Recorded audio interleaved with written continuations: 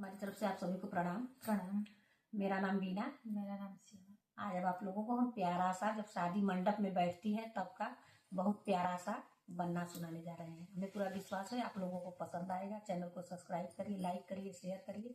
Comment में जरूर आप लोग बताइए कि हम लोगों का गाना आप लोगों को कैसा लगता है। जब मंडप में बैठती है शादी, उस समय का है।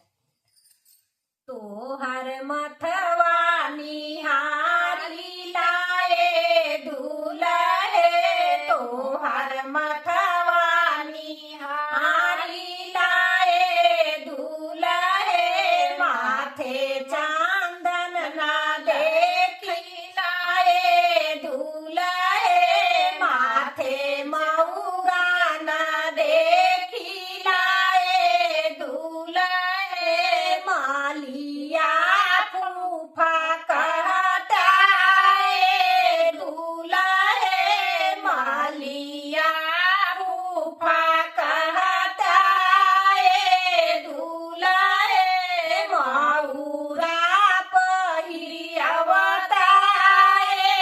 दूल्हे, मऊरा पहिरियवताए दूल्हे, तोहर जलवानी रे खिलाए दूल्हे, तोहर जलवानी रे खिलाए दूल्हे, गले चैन ना देखिलाए दूल्हे, गले चैन ना देखिलाए दूल्हे, सोनारा पापा कहताए दूल्हे, सोनारा पापा कहताए दूल्हे, छाया ना पहिरियवताए दूल्हे, छाया ना पहिरियवताए दूल्हे, तोहर अखिया नीरे खिलाए दूल्हे, तोहर अखिया नीरे खिलाए दूल्हे, आखी कजरो ना देखिलाए दूल्हे, आखी कजरो ना देखिलाए दूल्हे, मानी हरवा फूफा कहताए दूल्हे, मानी हरवा फूफा कहताए दूल्हे, काजला देई अवताए दूल्हे, काजला देई अवताए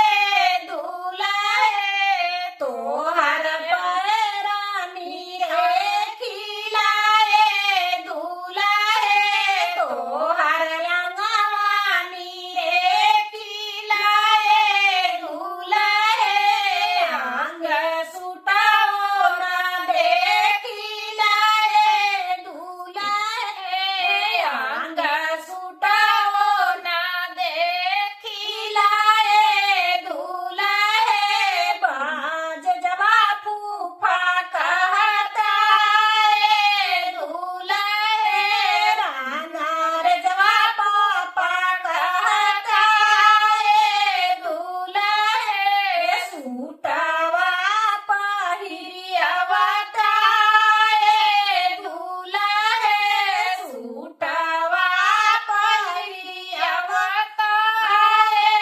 दूल्हे, तोहर पैरानी रे खिलाए दूल्हे, तोहर पैरानी रे खिलाए दूल्हे, पैरा जुताओ ना देखिलाए दूल्हे, पैरा जुताओ ना देखिलाए दूल्हे, मुचिया जीजा कहताए दूल्हे, मोचिया